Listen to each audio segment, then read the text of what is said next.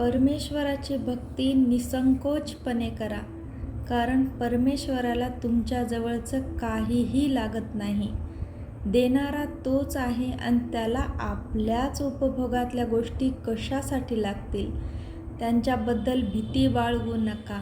या टायमाला केलं नाही, असं केलं नाही, पूजेला हे साहित्य नाही, हे असायला हवं, याच वेळेला करायला हवं, याच दिवशी करायला हवं, हे असं काहीही नसतं. परमेश्वराचं नामस्मरण हेच सर्वात श्रेष्ठ आहे.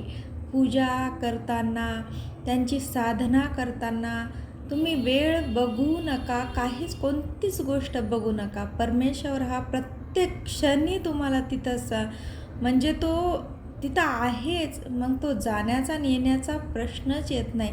त्याच्यासाठी मनात कोणतीही शंका न बाळगता निसंकोचपणे आणि अंतर्मनातून परमेश्वराला हाक मारा.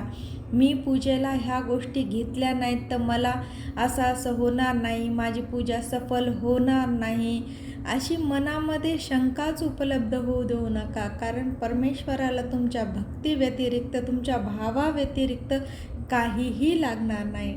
आपले साधू संत किती सांगून गेलेले आहेत. त्यांनी कोणती पूजा अर्चा केलेली आहे, पण स्वतः पांडुरंग त्यांच्यासोबत निवास करत होते, राहत होते. आपण ह्या गोष्टी जाणूनसुद्धा आपण त्यांना म्हणजे पाठमोहर करतो, त्यांना पाठीमागं सारतो आणि आत्ताचे जे सांगतायत किंवा असं करा, तसं करा, हे नियम पाळा, ह्या गोष्टीकडं आपण जास्त लक्ष देतो.